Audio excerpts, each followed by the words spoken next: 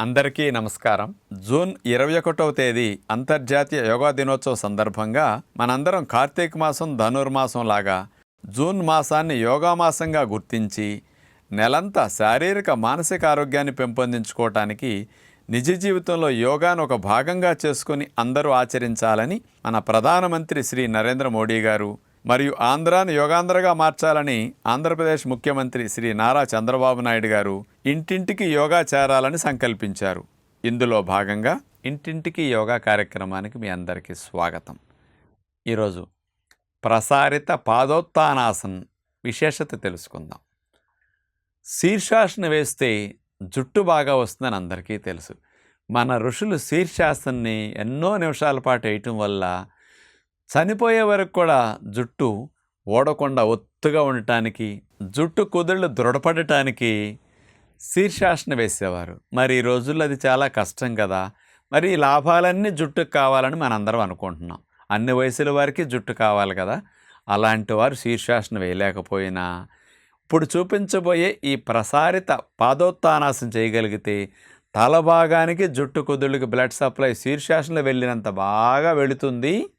అట్లాగే stress, anxiety ఉన్నవారికి కూడా తలకి చాలా బాగా మంచిదన్నమాట.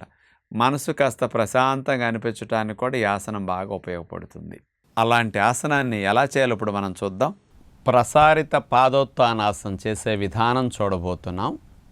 అంటే పాదాలను, కాళ్ళను విస్తరించటమే ఈ ఆసనం యొక్క పేరు అన్నమాట. ముందుగా మనం అట్లా లైన్గా నుంచున్న తర్వాత కుడి కాల్ని వెడల్పుగా పెట్టి కాళ్ళను విస్తరిస్తాం. అంటే బాగా చాపటం అంటారు కదా, అలా ఎంతవరకు వెళ్ళగలిగితే అంతవరకు వెళ్ళిన తర్వాత చేతులు నడుము మీద పెట్టుకున్నట్లా ఉండి మెల్లగా చేతుల్ని ముందుకు అట్లా స్ట్రైట్గా చాపండి. అరిచేతులతో సహా అట్లా చాపి నడుముని గాలి వదిలేస్తూ మీరు బెండ్ చేసుకుంటూ చేతులు నేల కానిన తర్వాత మీరు కాళ్ళని ఇంకెంత విస్తరించగలిగితే ఆ సపోర్ట్తో అంత విస్తరించవచ్చు అన్నమాట. కాళ్ళను పూర్తిగా విస్తరించిన తర్వాత చేతుల్ని మనం అట్లా నేళ్ళకి ఆనించేసి అరిచేతుల్ని తల భాగంలో ముఖ్యంగా మాడు ప్రదేశాన్ని నేలకు అట్లా ఆనిచ్చి శరీరం బరువు అంతా కూడా తల మీదేం పడదు, చేతుల మీద కాళ్ళ మీదే ఉంటుంది. బ్యాలెన్స్ కోసం ఊరికే తల సపోర్ట్ అట్లా ఇస్తామే తప్ప ఏమి ఇబ్బంది ఉండదు. ఇలాంటి స్థితిలో ఉండగలిగినంతసేపు అట్లా ఉంటాం మనం. ఒక 2 నిమిషాలు, 4 నిమిషాలు, 5 నిమిషాలు కూడా అట్లా ఉండొచ్చు అనమాట. తలకి రక్త ప్రసరణ బాగా జరుగుతుంది. ఛాతీ భాగానికి, మరి ఈ భాగాలకి ముఖ్యంగా ఉదర భాగాలకి బాగా రక్త ప్రసరణ జరగటానికి అవకాశాలు ఉంటాయన్నమాట.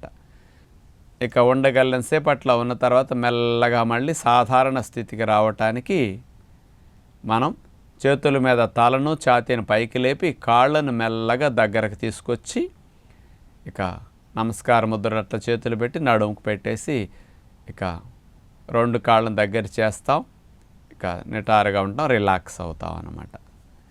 ఇది సాధారణంగా మంచిగా స్థితి శరీరానికి ఉన్నప్పుడు చేసే ఒరిజినల్ స్థితి. తల పూర్తిగా నేల కాంటలేదు అనుకునే వారి కోసం సులువైన పద్ధతి మరొకటి చూపిస్తాం. ఇట్లా కాళ్ళను వెడల్పుగా చేసిన తర్వాత మనం తల నేల కాంటలేదు కాబట్టి ఏదైనా దిండు లేకపోతే దివానం దిండులు ఉంటాయి కదా మన ఇళ్ళల్లో గుండ్రంగా, అలాంటి దిండు ఏదైనా తల ఆనటానికి ముందు అట్లా పెట్టుకోవచ్చు.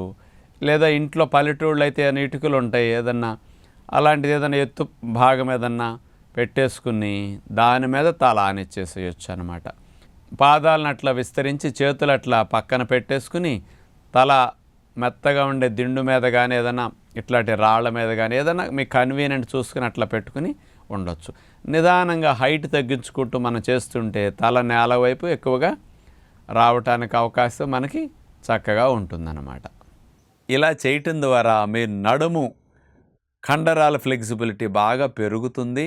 ఇప్పుడు చెప్పిన తలకి జుట్టు ఫలితాలతో పాటు వీటిని కూడా మనం వ్యాసనం ద్వారా పొందవచ్చు అన్నమాట. ఒట్టిగో సమస్య ఉన్నవారు కానీ, స్లిప్ డిస్క్ సమస్య ఉన్నవారు ఈ ఆసనాన్ని చేయటం మానేస్తే మంచిది. నమస్కారం.